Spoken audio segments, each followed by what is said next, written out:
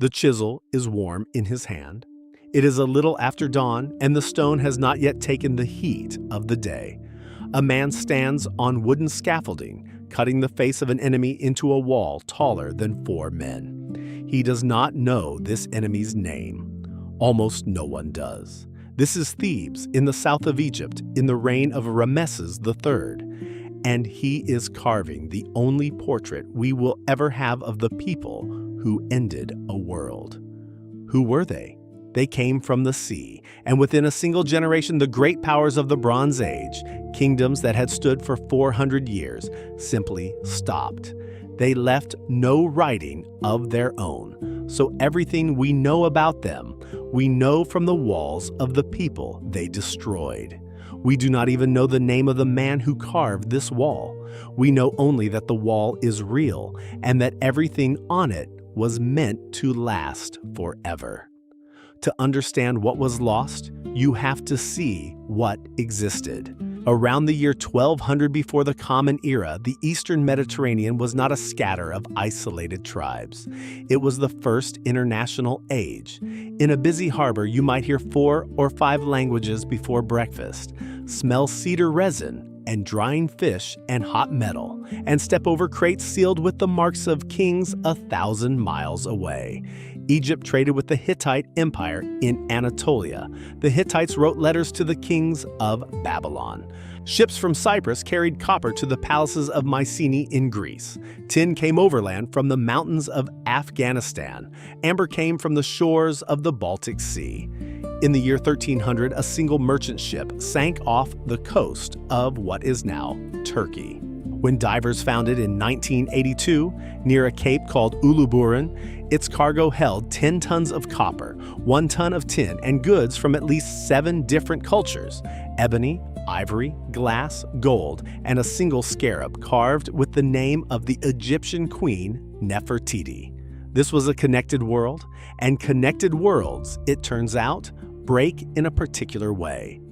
The first written warning comes in the year 1208, before the Common Era.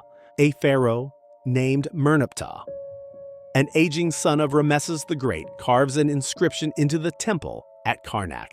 He describes an invasion, Libyans pouring in from the west, but not alone. With them are foreigners from the sea, with names his scribes can barely spell: the Ekwesh, the Teresh, the Luka, the Shekelesh, the Shurdan. Merneptah claims a great victory. He says more than 6,000 of the enemy fell, and his scribes count them the way a butcher counts, by the severed hands stacked in the mud before the king. Picture that field at midday. The flies, the heat shimmering off the river, the low counting voices of the scribes. It is the first time these seaborne peoples enter history, and the pharaoh does not know it, but they are not really a raid. They are a symptom. Far to the north, something has already begun to fall. Follow the destruction north. In Anatolia, the Hittite Empire had ruled for centuries from a mountain capital called Hattusa, behind stone walls that ran for kilometers. Around the year 1200, Hattusa was abandoned and burned. The kings who had once written to pharaohs as equals vanished from the record. An empire 500 years old was simply gone. On the coast of Syria stood Ugarit, one of the richest ports in the world, a city of scribes who wrote in one of the earliest alphabets ever made. In its final days, the king of Ugarit sent a letter we can still read. Its clay preserved forever because the city burned around it, and fire turned soft clay to permanent stone. "The enemy's ships are here," he wrote to a neighboring king.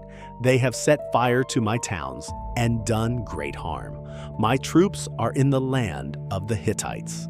My ships are away in Luka. The country is left to itself." The tablet was found in the ruin. In a layer of ash a hand could still sift. No reply survives. There was, most likely, no one left to send one. And then, in the year 1177 before the Common Era, they reached Egypt. Ramesses III, the same king whose wall we began at, met them in the 8th year of his reign. And the inscription he left is the fullest account of the catastrophe we possess. The foreign lands made a conspiracy in their islands, it reads. All at once the lands were on the move, scattered in war. No country could stand before them. Look closely at the carvings, though, and you see something that is not a raid. Among the warriors are ox carts, and in the carts are women and children and household goods. These were not only soldiers, they were entire peoples on the move, carrying everything they owned toward a country they hoped might still have food. Ramesses met them on land and on the water of the Nile Delta. In the reliefs, Egyptian archers fire from the banks while enemy ships capsize and men fall into the reeds. You can almost hear it. The flat slap of oars, the water gone heavy with smoke, the shouting carried thin across the marsh. Egypt survived, barely. It was the last great power of the old world left standing. For 3,000 years, this was the story we told. Barbarians came from the sea and destroyed civilization. But look again at the walls, and a different truth appears. The sea peoples were never one nation. The names on the Egyptian stone, Peliset, Sherdun, Dinayan, Shekelesh, belonged to many different groups, and some had once served in Egypt's own army for pay. The Sherdun, who fought against Ramesses, had, a generation earlier, guarded Ramesses the Great at the Battle of Kadesh. Enemy and ally were the same people, on different days. And the historian Eric Klein has shown that the invasion was not the cause of the collapse. It was a piece of it. Pollen buried in the mud of Cyprus and Syria, studied by the scientist David Kanievsky, records a long drought that began around the year 1200. The Hittites were importing grain just to survive. Merneptah himself records loading ships with wheat to keep the starving land of Hatti alive. Earthquakes shook the coast, trade routes snapped, famine spread.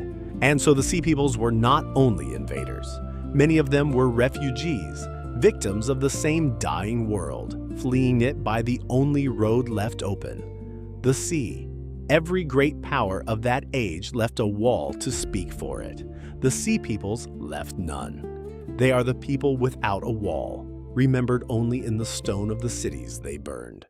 We live in that same kind of world now.